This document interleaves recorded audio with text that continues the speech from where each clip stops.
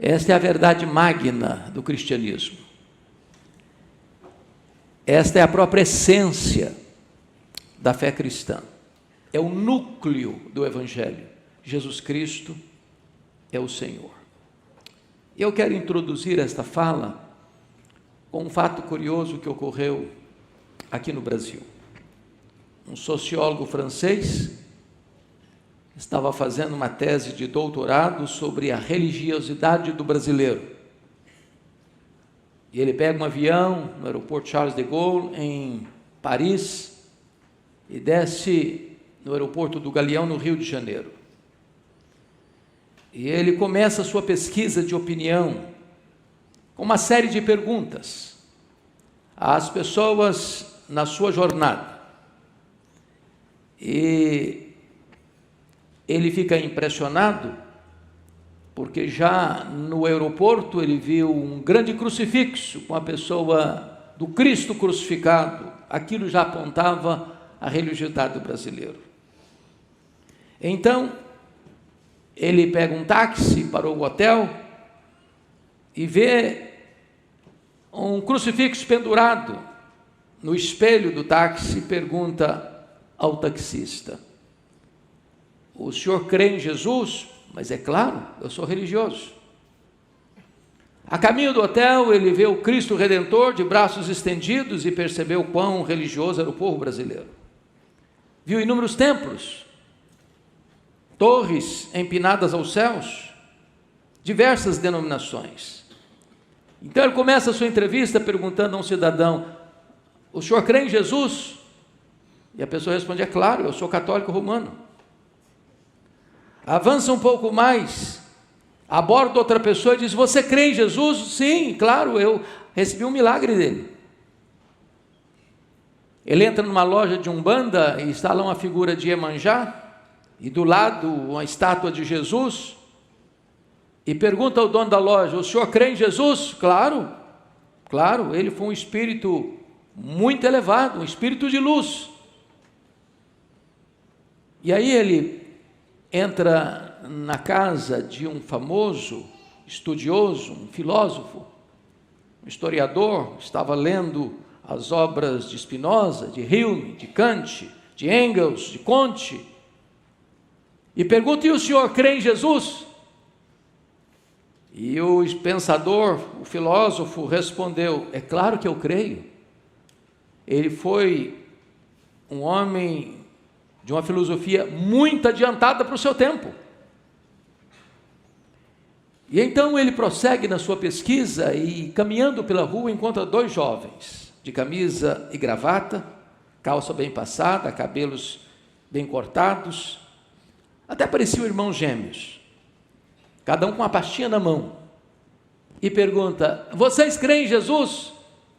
E os jovens responderam: mas é óbvio, nós até fazemos parte da Igreja dos Santos dos Últimos Dias. Avança um pouco mais e encontra também mais dois jovens, uma sacola de literatura, vendendo alguns panfletos, e perguntaram: e vocês creem em Jesus? E os dois jovens responderam: mas é claro que nós cremos, nós temos até uma revista maravilhosa sobre o Armagedon, nós fazemos parte dos 144 mil do Apocalipse. E o homem ficou tão impressionado, mas na sua jornada ninguém disse para ele: é claro, Jesus é o Senhor da nossa vida. Eu fico imaginando que se você hoje sair pelas ruas de Vitória fazendo uma pesquisa: quem é Jesus? Quem é Jesus? Quem é Jesus? Você vai encontrar também muitas respostas.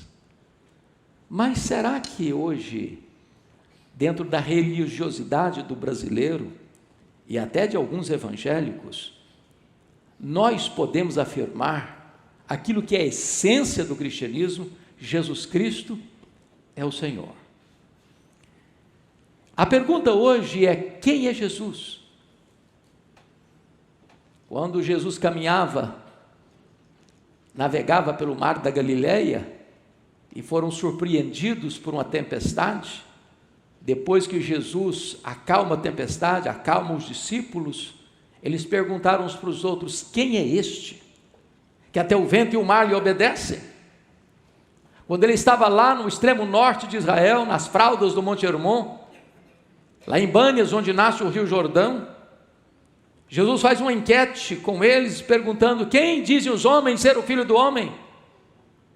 E naquela região da Galiléia, influenciada por gentios, onde graçava já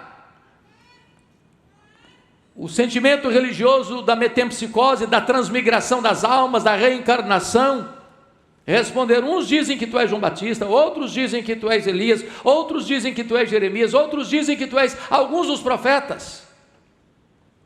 Um entendimento completamente equivocado de quem é Jesus.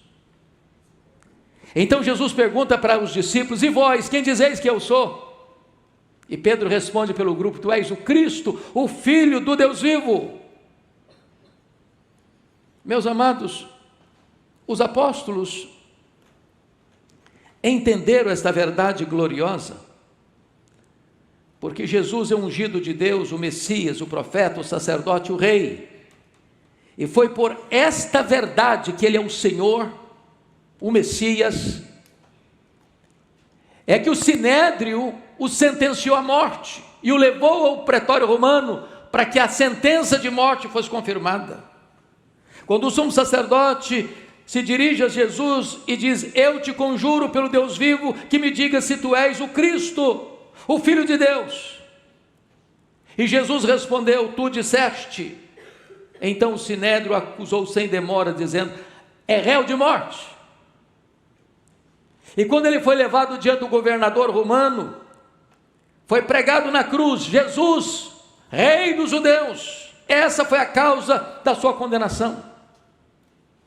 Ele morreu, ele foi sepultado, ele ressuscitou, e agora Pedro termina o seu grande sermão em Jerusalém dizendo: esteja absolutamente certa, pois toda a casa de Israel, de que esse Jesus que vós crucificastes, Deus o fez Senhor e Cristo.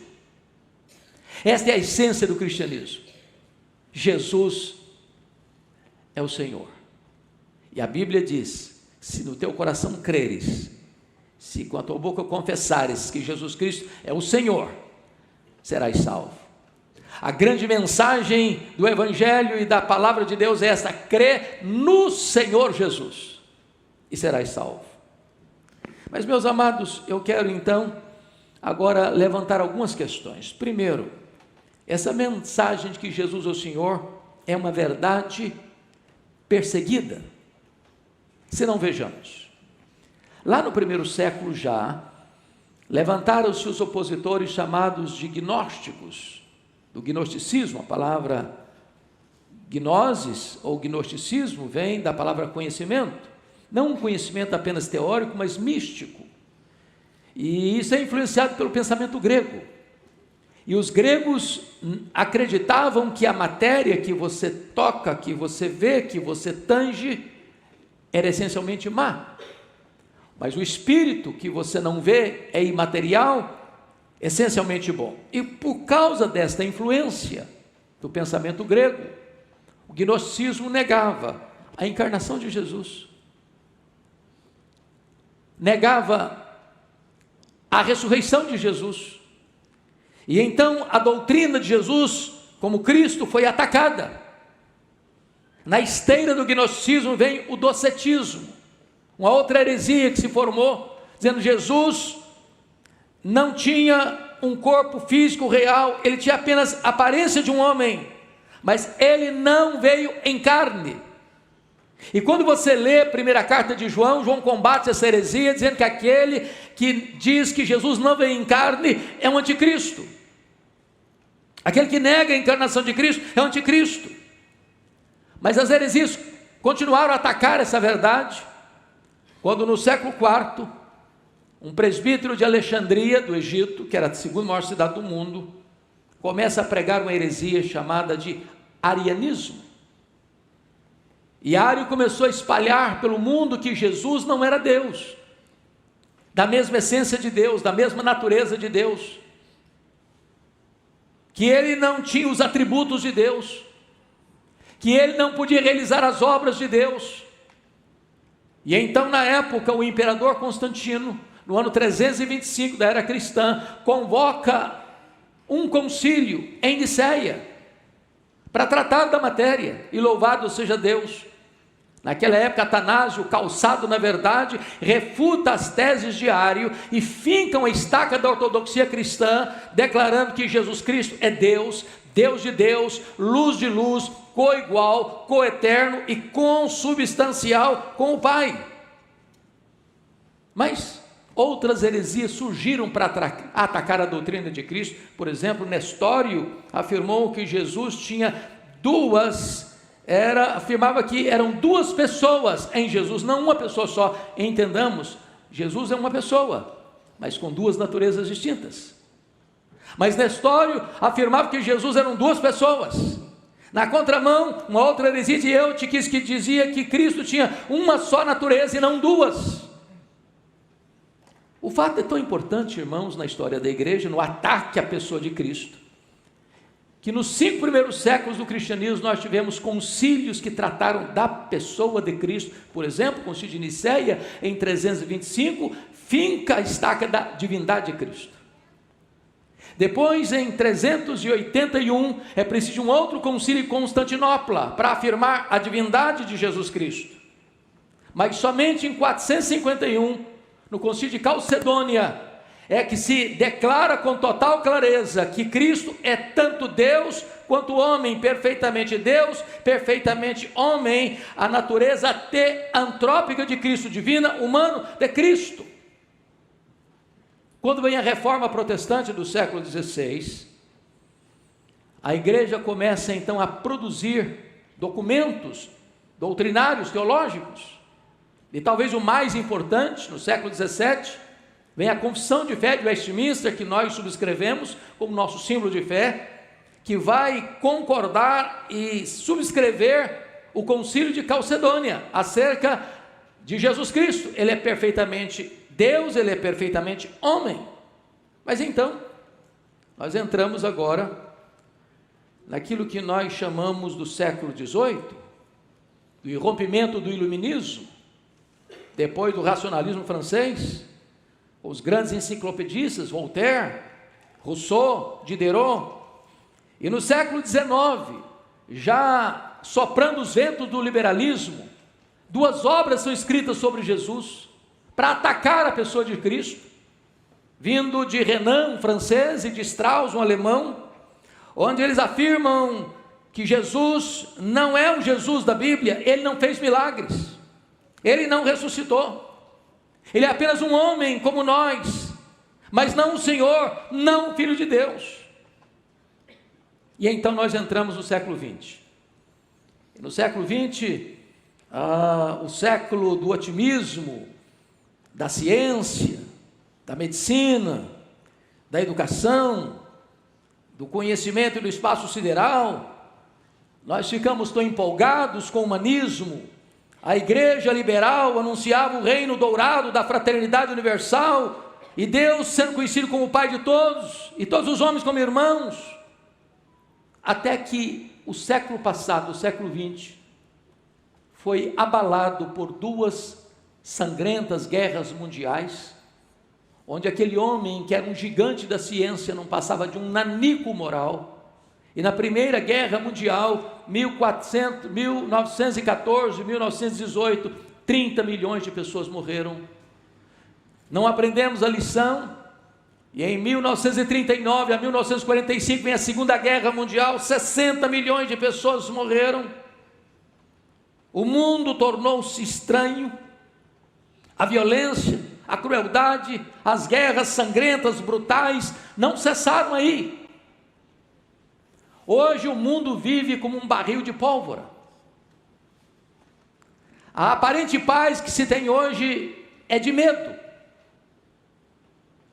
Já em 1985, Mikhail Gorbachev escreveu Perestroika e afirmou que o arsenal que já se tinha na época daria para destruir o planeta Terra 27 vezes. E o mundo está completamente confuso. E então, depois da Segunda Guerra Mundial, o teólogo Dibelius estabelece o método da crítica da forma. E nesta leitura da Bíblia, crítico-literária, as pessoas começaram a achar que a Bíblia não é a palavra de Deus, tem falhas, tem erros, tem contradições. E então vem o teólogo alemão, Rudolf Bultmann, para dizer que agora nós precisamos extrair, eliminar da Bíblia os mitos. Os milagres não existiram, os prodígios não aconteceram, e o mundo caiu no abismo do liberalismo. A igreja foi sendo sacudida e perturbada por essas heresias, porque a verdade que Cristo é o Senhor é uma verdade que foi perseguida do 1º ao 21º século.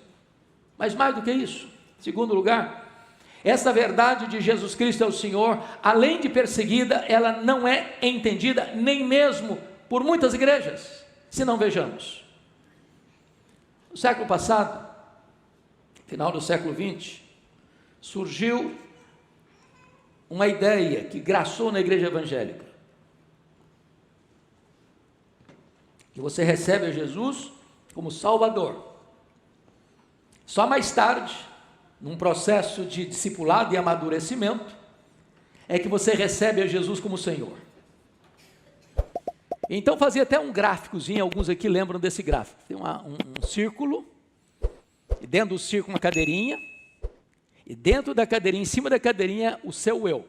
Jesus está do lado de fora do círculo. Você o recebeu como Salvador, mas quem manda na sua vida é você. Esse é o primeiro estágio. Está salvo, mas Jesus não é o Senhor da sua vida. E aí então iria um segundo passo, um avanço. Aí tem o círculo, tem a cadeirinha, e Jesus assentado na cadeirinha. Agora Jesus é o seu Salvador e o seu Senhor. Agora você é um crente maduro. Só que isso não é verdade. Isso não é bíblico. Se não, vejamos. Quando o Novo Testamento vai tratar da matéria, o Novo Testamento chama Jesus de Salvador apenas 16 vezes. O Novo Testamento chama Jesus de Mestre apenas 64 vezes. O Novo Testamento chama Jesus de Senhor 650 vezes. Em outras palavras, a grande mensagem do Novo Testamento é: Jesus é o Senhor. Crê no Senhor Jesus. Se com o seu coração você crer e com a sua boca você confessar que Jesus é o Senhor, você será salvo.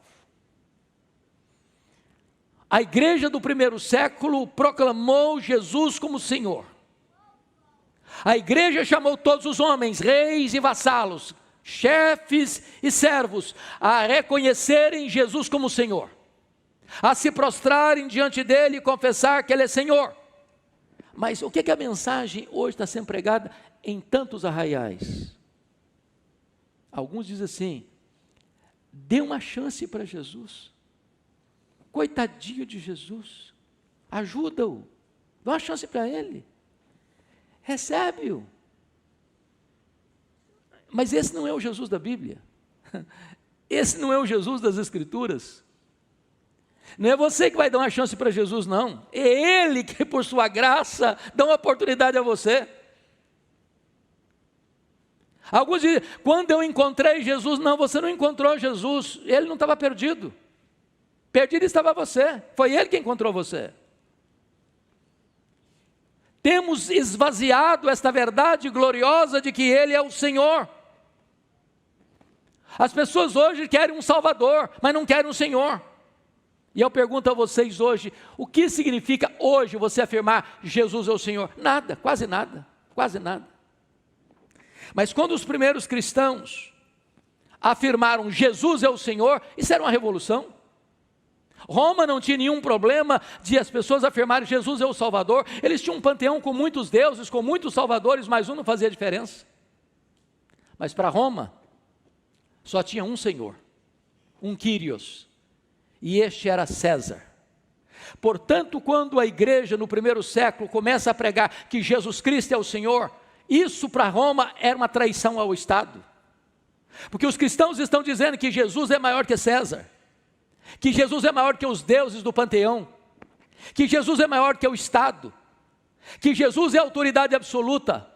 E isso era uma verdadeira revolução naquele tempo. Meus amados irmãos, foi por esta causa de afirmar que Jesus Cristo é o Senhor, que os cristãos foram jogados nas arenas para serem devorados pelos leões. Foi por esta causa que os cristãos foram queimados vivos. Foi por esta causa que os cristãos foram crucificados, porque afirmavam que Jesus era Senhor, maior que César, maior que Roma, maior que o império, maior que o Estado, maior que os deuses do Olympus. Pois bem, é tão importante entender isso, porque ainda hoje é assim. As pessoas não têm nenhum problema de você ser religioso, de você frequentar uma igreja, de você ser evangélico, de você dizer que Jesus é o seu Salvador. Mas tem muita dificuldade em entender que Jesus Cristo é o Senhor da sua vida. Eu vou dar um exemplo. Eu acho que todos vocês conhecem a história da Igreja Presbiteriana da Coreia. Sabem vocês que a Igreja Presbiteriana chegou na Coreia 28 anos depois que chegou aqui no Brasil. Aqui chegou em 1859. Só 28 anos depois o presbiterianismo chegou na Coreia. A Coreia hoje tem mais de 10 milhões de presbiterianos. É a maior denominação evangélica da Coreia. Representa 75% de todos os evangélicos da Coreia. Representa 23% de toda a população da Coreia do Sul. Mas quando a China foi invadida pelo Japão, a Coreia era o corredor do Japão. E então o imperador japonês requereu dos crentes coreanos que todos se curvassem diante do imperador japonês e adorassem o imperador japonês como Deus. Eles não tinham problema em aceitar que os coreanos afirmassem que Jesus é o Salvador. Mas eles tinham muita dificuldade de entender que para os crentes Jesus é o Senhor. Que o crente não se dobra diante de outra autoridade. Ele não se curva diante dos grandes desse século. Ele está pronto a morrer pela sua fé, mas não a negociar seus princípios e valores.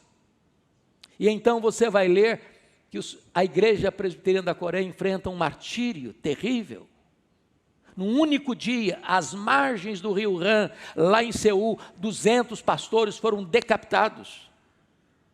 Os crentes eram presos, e eles eram colocados ajoelhados ou sentados e se jogavam a pedra de 500 quilos em suas pernas para esmagá-las. Os crentes eram presos e eram torturados com ferpas de bambu debaixo da unha.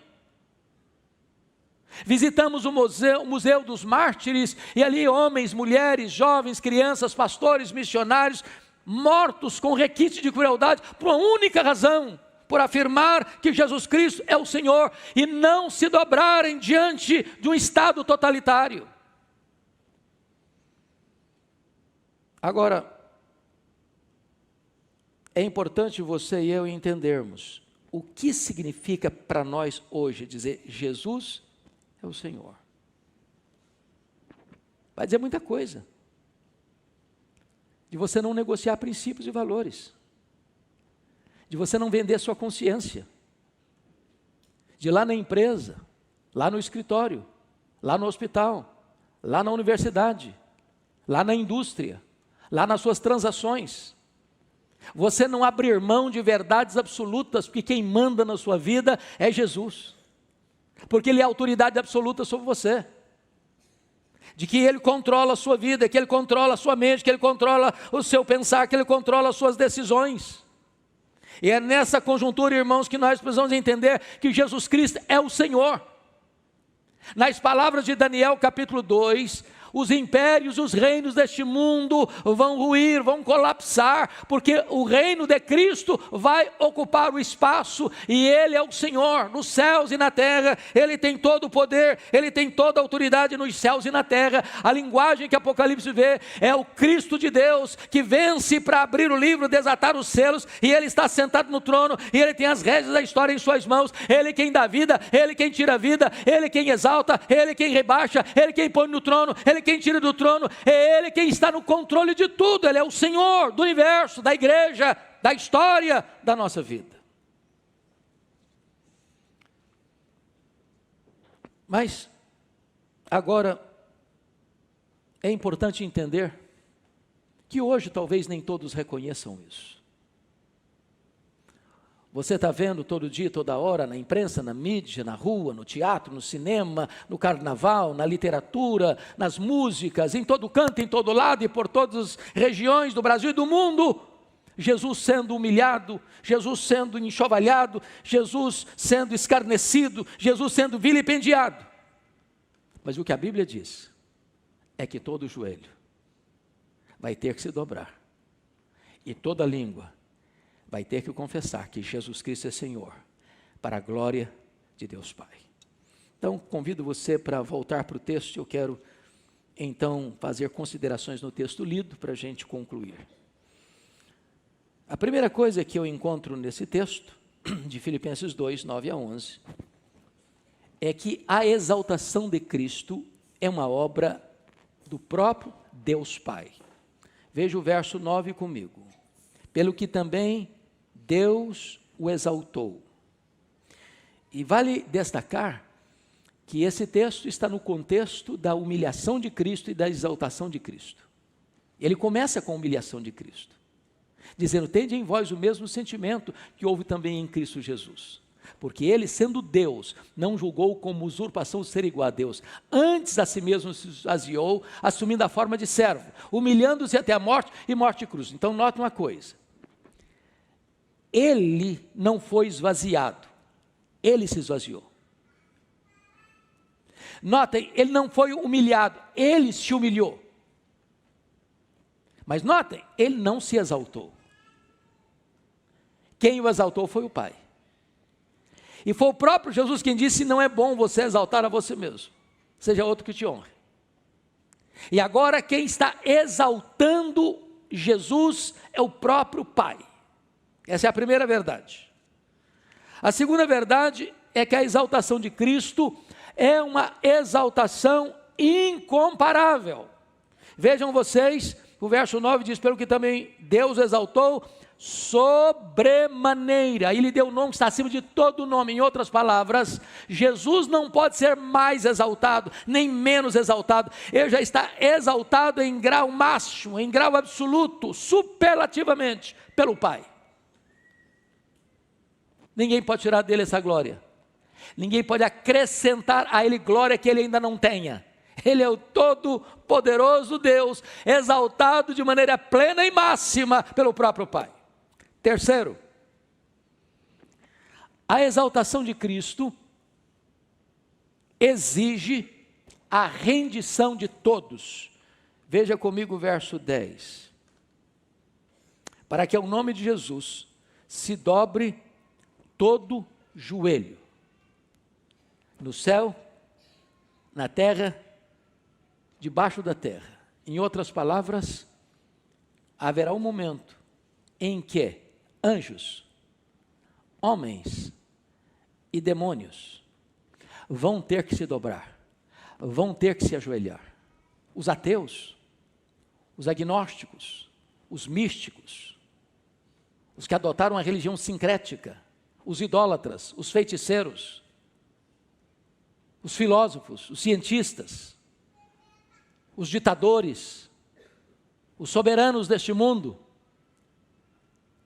aqueles que criaram religiões heréticas, aqueles que tocaram a vida sem nunca pensar em Deus, todos, sem exceção, vão ter que se render.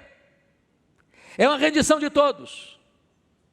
Mas ainda, em quarto lugar, a exaltação de Cristo é uma exaltação proclamada universalmente. Versículo 10 e 11 vai nos informar: para que ao nome de Jesus se dobre todo o joelho nos céus, na terra e debaixo da terra, e toda língua confesse que Jesus Cristo é Senhor. Não apenas vai se dobrar, vai ter que falar, vai ter que confessar, vai ter que abrir a boca, vai ter que reconhecer, vai ter que proclamar isso publicamente, que Ele é o Senhor. Agora, quinto e último lugar, a exaltação de Cristo é uma exaltação que tem um propósito estabelecido. Finalzinho do verso 11 diz: e toda língua confessa que Jesus Cristo é Senhor, para a glória de Deus Pai. Preste atenção nisso. Ele esvaziou-se, ele não foi esvaziado. Ele humilhou a si mesmo até a morte e morte de cruz, ele não foi humilhado. Ele não exaltou a si mesmo. O Pai então o exalta sobremaneira. Ele recebe toda a glória, porque todo joelho se dobra, toda língua confessa. E quando ele está recebendo o máximo desta glória, agora ele pega a glória e entrega para o Pai. Perceberam isso? Ele recebe do Pai e devolve para o Pai. Esta é a essência do cristianismo. Esta é a mensagem central da igreja. Jesus Cristo é o Senhor. Bom, eu quero concluir fazendo 3 colocações. Primeiro, se esta verdade é uma verdade absoluta, e ela é, então você precisa se render a Jesus e confessá-lo como seu Senhor. E se você não fizer isso, você perecerá. Porque agora é a hora que você tem a oportunidade de fazê-lo voluntariamente. Naquele dia você não terá opção. Vai ter que se dobrar, mesmo indo para a condenação. Segundo, agora você precisa confessar que Jesus Cristo é o seu Senhor, ou então você não será salvo. Não há outra alternativa. Crê no Senhor Jesus, será salvo, tu e a tua casa. Terceiro, você precisa obedecer ao Senhor Jesus, ou então você não é um cristão e ainda não faz parte da família de Deus. Não há a possibilidade de você ser um crente em Jesus e Jesus ainda não ser o Senhor da sua vida.